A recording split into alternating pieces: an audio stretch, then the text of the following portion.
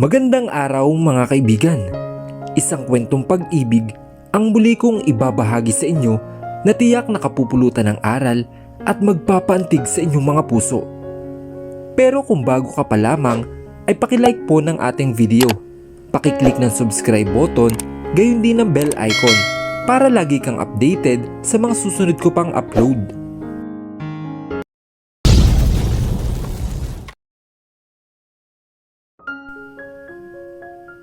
Ano? Nagkita ulit kayo ng daddy ni Kalia?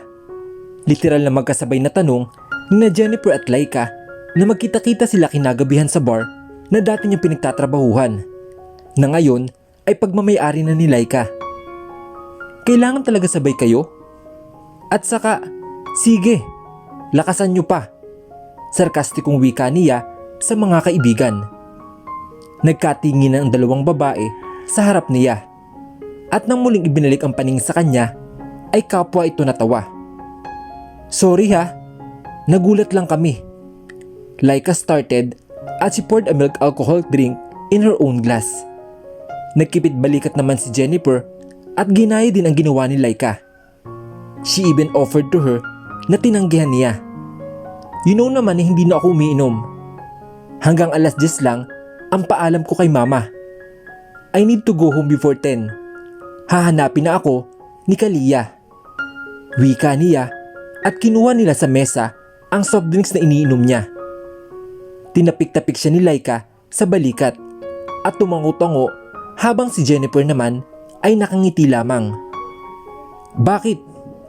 Tanong niya sa mga ito. Nakakamature talaga ang magkaroon ng anak, Mare. Sagot ni Jennifer. Ang mature mo na ngayon mag-isip. Parang kahapon lang nasa high school tayo at sinasabi mo na hindi ka gagawa ng assignment dahil gagaya ka na lang sa top 1 natin. Gaga, bakit mo naman pinapaalala? Natatawang sabi ni Trina. Pero teka, mabalik nga tayo sa mysterious stranger na daddy ng inaanak namin. Nikot pa nito sa hangin ang salitang mysterious stranger. Bakit kayo nagkita?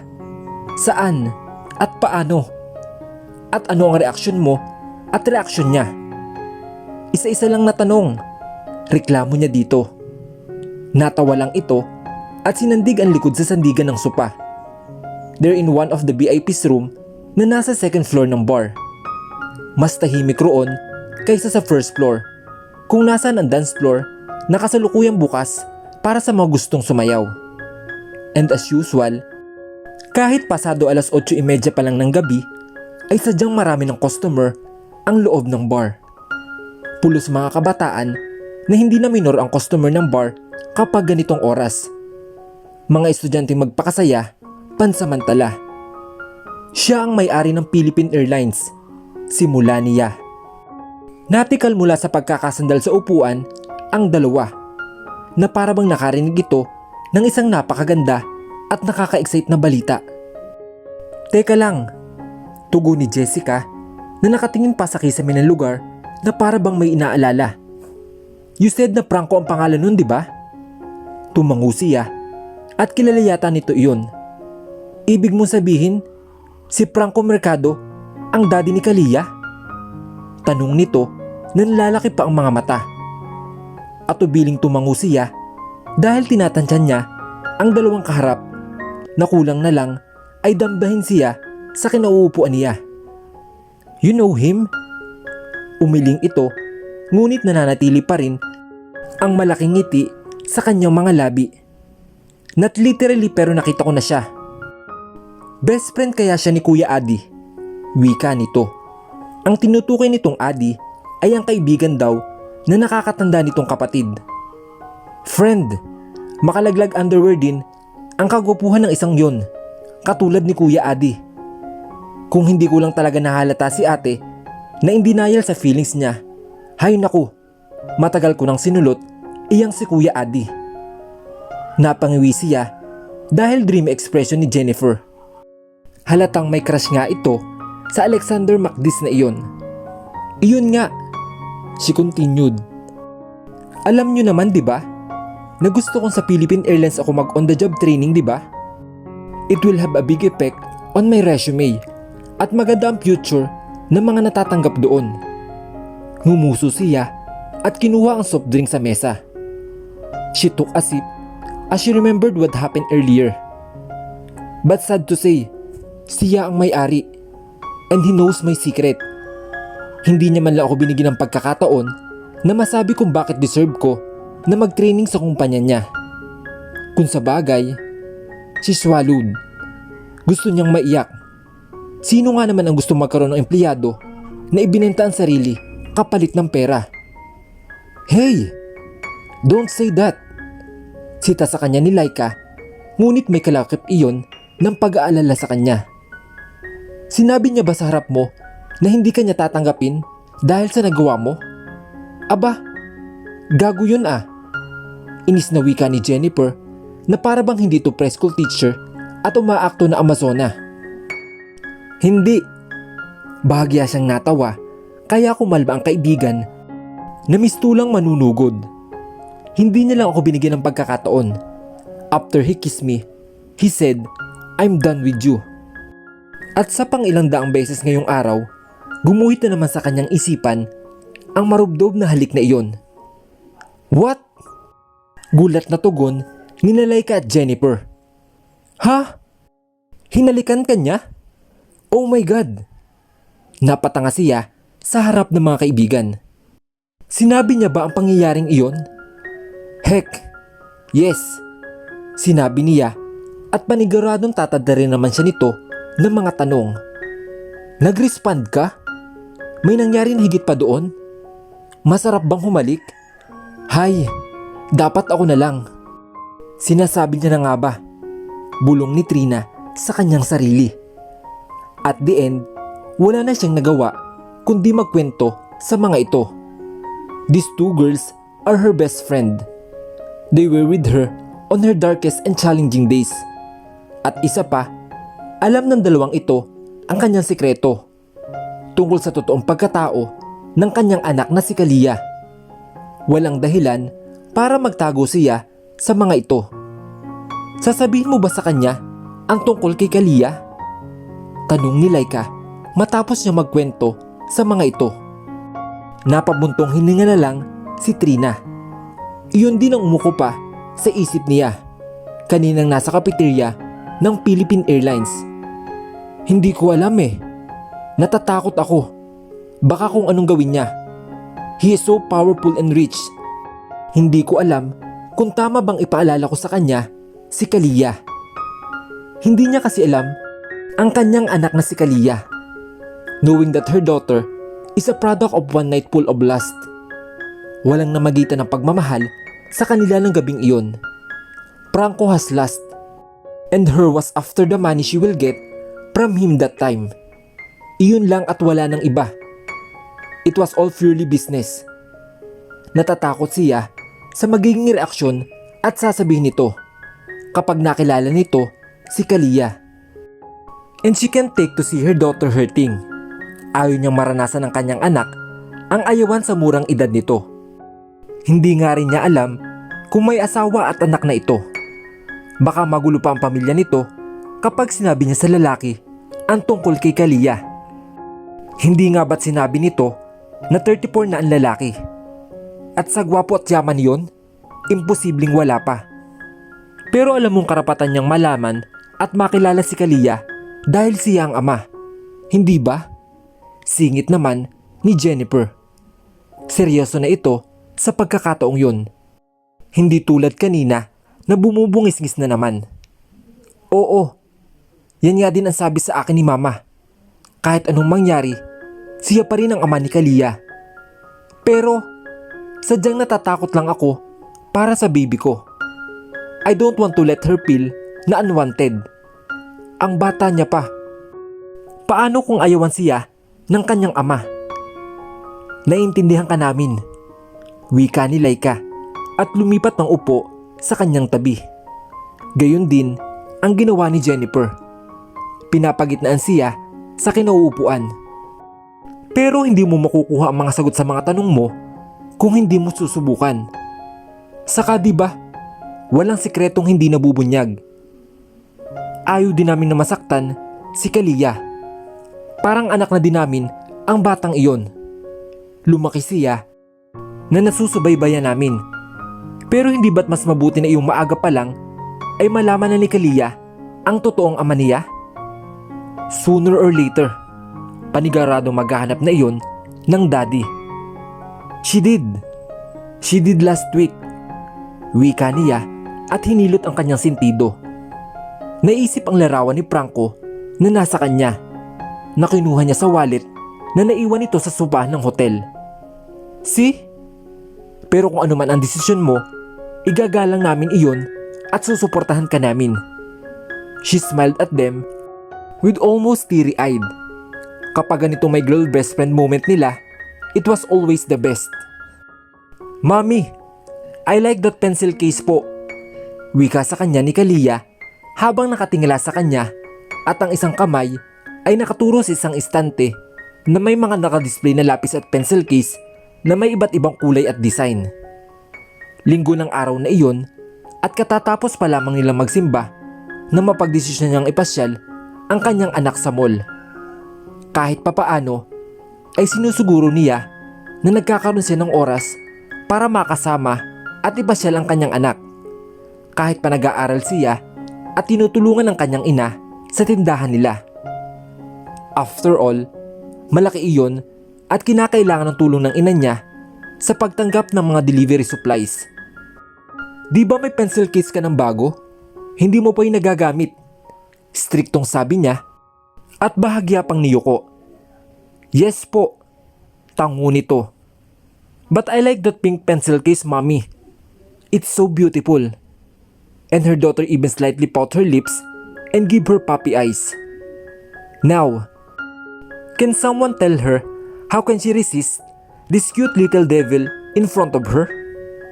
Gayunpaman, mas nanaig sa kanya ang pagiging ina na kailangan disiplinahin ang kanyang anak. Namiwang siya at tinaasan ito ng kilay. Hindi mo ako madadala sa ganyan, Kalia. Aniya na ikinayuko nito. Kalia played with his fingers na tanda na kinakabahan ito at nag-iisip. Nang muli itong tumingala sa kanya, ay nangilid na ang mga luha sa mga mata nito at yumakap sa isa niyang binti. Sorry na, mami. Mahina nitong wika at isinubsob ang mukha sa kanyang hita. Napahinga siya ng malalim at kinarga ang anak. Nasa tagong bahagi sila ng school supply store kaya hindi sila masyado nakakaagaw ng pansin.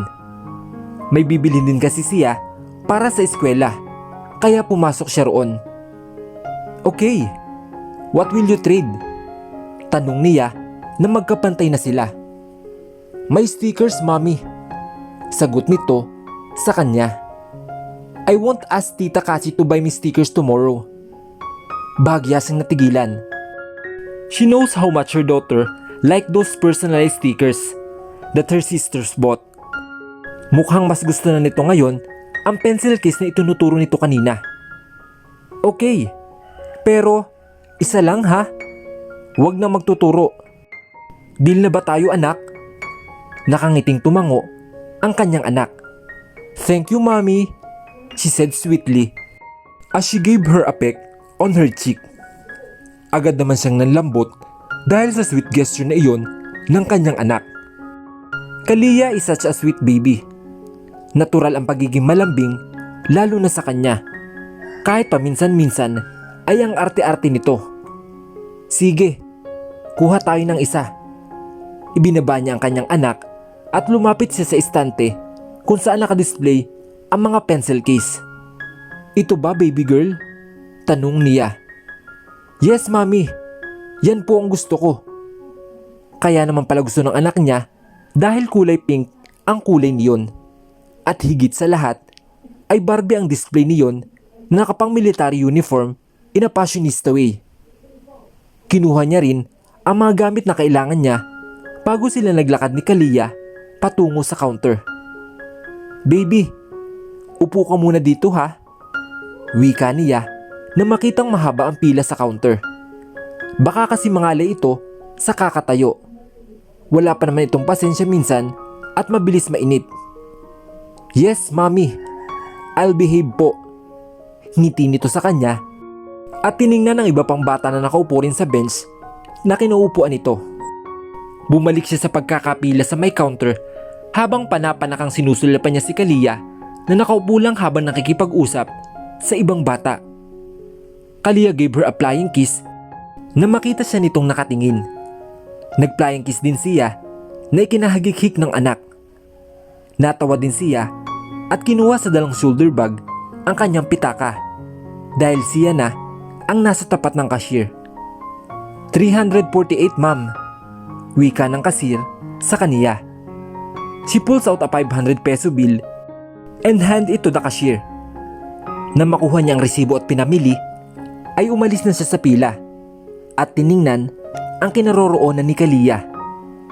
Ngunit namutla siya at kinabahan na makitang wala sa dating kinaupuan si Kalia. Kalia, kabadong tawag niya at naglakad patungo sa direksyon ng mga bata. Nakita mo ba si Kalia? Tanong niya sa batang nakita niyang kausap ng anak niya. Miss, anong kailangan mo sa anak ko? Tanong ng babaeng ina ng bata. Tinatanong ko lang kung saan pumunta ang anak ko. Wika niya. Siya kasi ang kausap niya kanina. She went outside. Tinuro ng bata ang pintuan. She said she saw her dad outside. Agad siyang napatayo at hindi niya nagawang makapagpasalamat sa dalawa dahil bumangon ang takot sa kanyang dibdib. Sinong daddy ang tinatawag nito? Baka kung kanilong ito sumunod at mawala.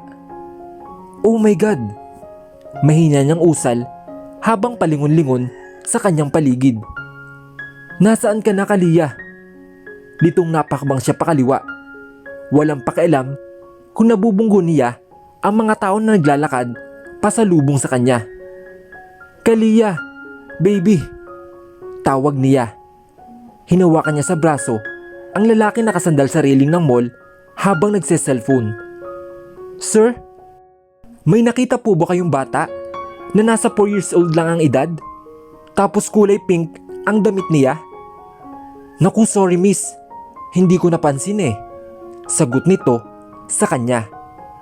Nagtanong din siya sa iba pang nakakasalubong niya. Ngunit katulad ng nauna ay hindi rin daw napansin ng mga ito ang bata. In-inform ko na po ma'am sa information desk at central management para mahanap ang anak ninyo. Wika sa kanya ng guard na napagtanungan niya. Salamat po. Tumango ito at iniradyo ang sitwasyon. Binilinan siya nitong maupo muna para kapag nahanap ang kanyang anak ay madali siyang mapupuntahan. Gustuhin man niyang gawin iyon ay hindi siya mapakali sa kanyang kinaupuan. Hindi niya maatim na nakaupo lamang siya roon habang nawawala ang anak niya. Tumayo siya at muling naglakad para hanapin si Kalia. Kalia, baby. Narinig niya ang pag-ere ng boses sa buong gusali na ipinagbibigay alam ang pagkakakilanlan ng kanyang anak. Napatigil siya sa paghakbang na mahagip ng kanyang paningin ang kulay pink na damit ni Kalia. Nasa loob ito ng isang butik habang nakatingala sa dalawang tao. Bumuka ang labi ng kanyang anak kaya alam niya nakikipag-usap ito. But what caught her attention is the man in the front of her daughter. Wala sa loob na napatago siya sa likod ng isang poste nang makilala niya kung sino iyon. It was no other than Franco Mercado, her daughter's unknown father.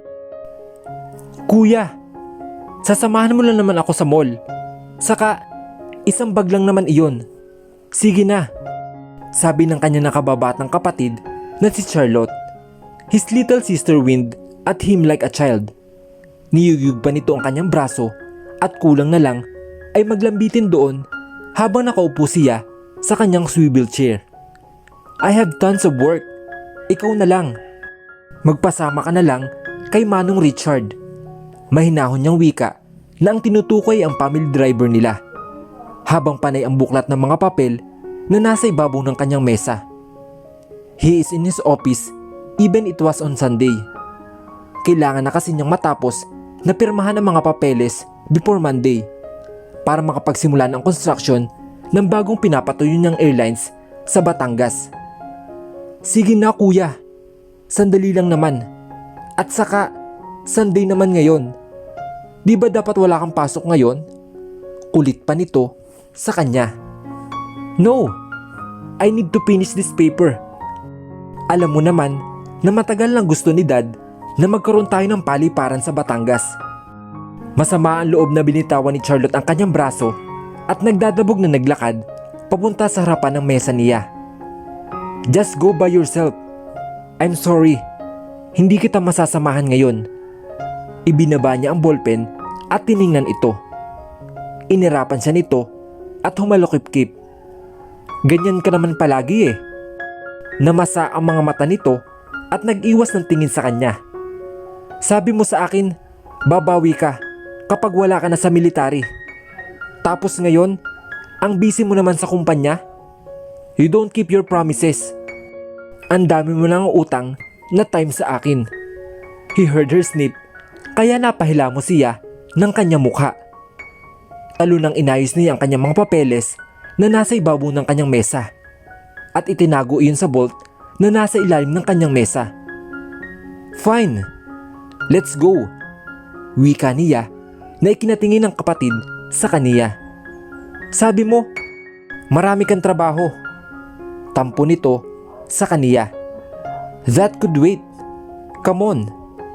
Makulit na natago nito ang bibig para pigilan ang ngiti nito. Huwag ka na magtampo dyan.